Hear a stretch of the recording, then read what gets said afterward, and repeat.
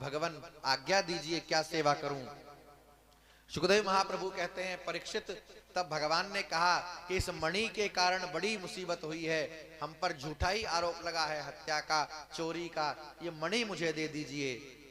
तो जामवंत जी ने कहा कि मणि ऐसे नहीं दूंगा। भगवान ने कहा तो कैसे दोगे, अब तो युद्ध भी हो गया, आपका वचन, आपकी इच्छा भी पूरी कर दी, तो कैसे दोगे। तो कहा कि इस मणि के साथ साथ मेरी बेटी को भी स्वीकार करना पड़ेगा, क्योंकि अब मेरा अपने धाम लौटने का समय आ गया है।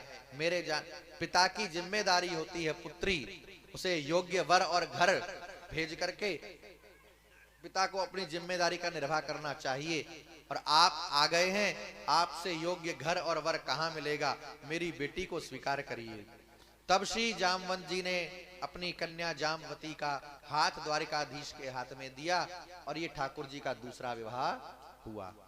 अब गिनती आप करते जाइएगा, शादी ब्याह की गिनती करना आप लोगों का काम है, कथा सुनाना हमारा और गिनती करना आपका।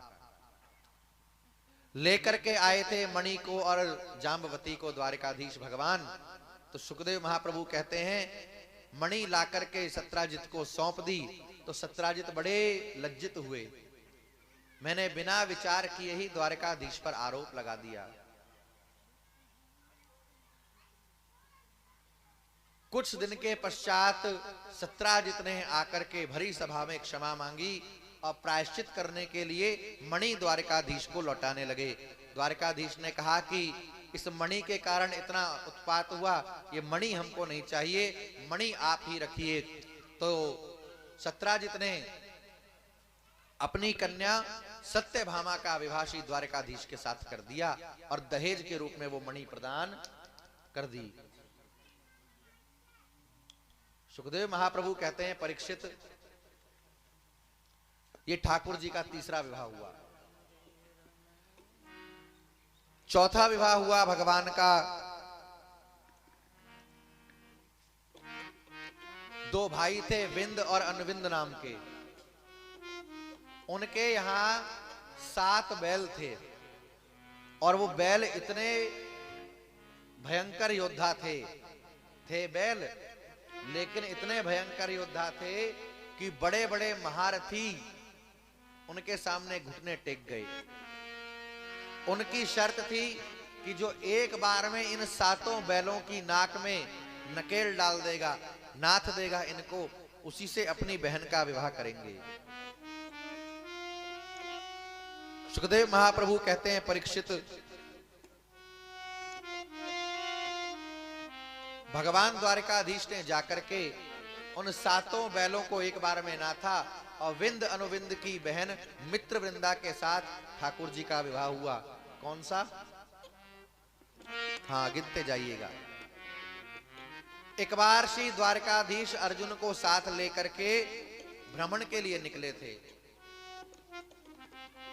और वन में उन्होंने देखा कि एक युवती आंख बंद करके ध्यान लगाए हुए बैठी है। अर्जुन के मन में जिज्ञासा हुई। अर्जुन ने जाकर के परिचय लिया कि देवी तुम कौन हो और किस लिए यहां तप कर रही हो। तब उस कन्या ने बताया कि मैं सूर्य की पुत्री हूं और मेरा नाम है यमुना। ये जुड़वा भाई बहन है, यम और यमी, यमराज, धर्मराज और यमुना, ये दोनों सगे भाई बहन हैं, जुड़वा। और यमुना ने वरदान लिया था यमराज से, भैया दूज आती है ना, अभी गई है। ये जो भैया दूज वाली दूज है, इसको यम द्वितीया भी कहते हैं। और मथुरा में तो, ब्रजमंडल में तो प्रचलन है, इस दिन भाई और बहन हाथ पकड़ करके एक दूसरे का यमुना जी में स्नान करते हैं। यमुना जी ने वचन लिया था कि जो आज के दिन यमुना जी में भाई बहन स्नान करेंगे तो उनको यम की यातना नहीं झेलनी पड़ेगी।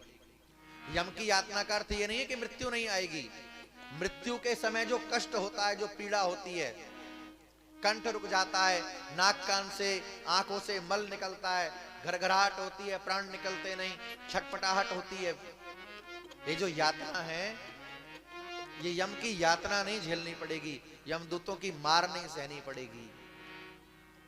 सहजता से संसार छूट जाएगा। उसने परिचय दिया कि मैं यमुना हूं और मैं भगवान श्री कृष्ण द्वारिकाधीश को पति रूप में प्राप्त करने के लिए तप कर रही हूं। और तब अर्जुन ने ही बिचौलिया बन करके द्वारिकाधीश और यमुना जी का विवाह वहां करवाया।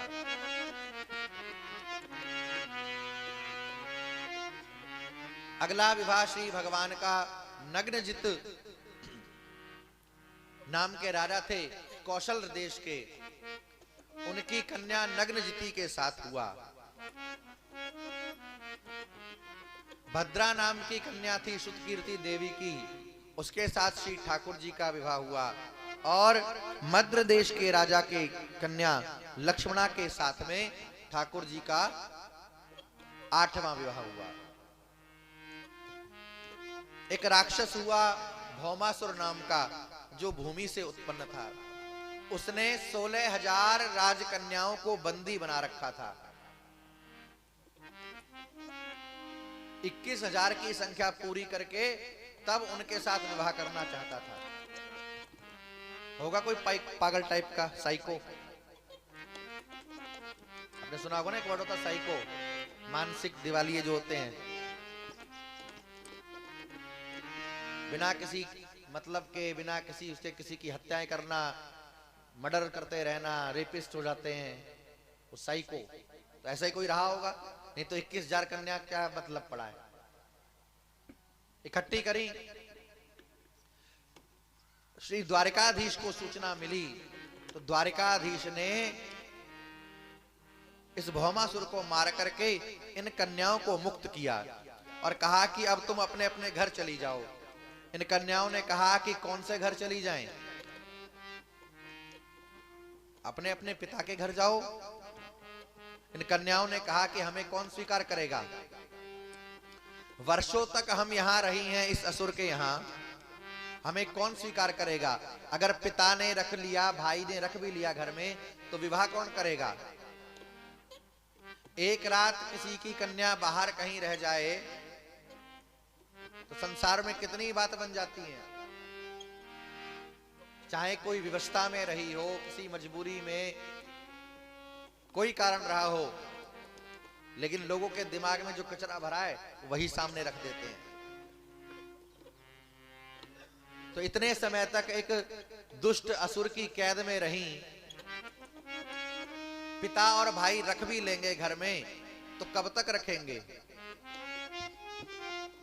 उन कन्याओं ने कहा कि हे कृष्ण, अब हमारे सामने दो ही मार्ग हैं, या तो हम किसी नदी में, किसी सरोवर में कूद करके अपने प्राण त्याग दें, अथवा तो अपने जीवन को नरक बना लें, व्यभिचारिणी हो जाएं। भगवान द्वारिकाधीश ने कहा कि देवियों, अगर तुम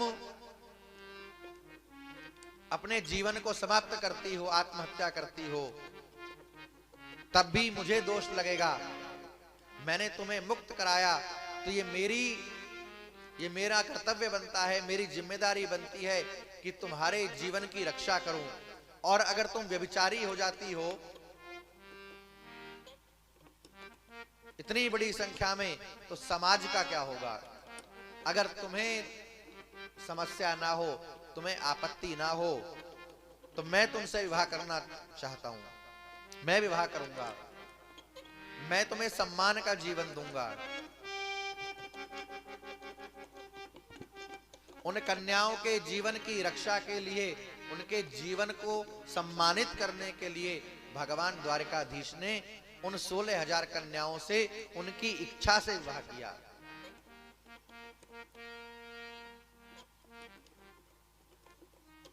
सुखदेव महाप्रभु कहते हैं, परीक्षित, ये कन्याएं कोई और नहीं है,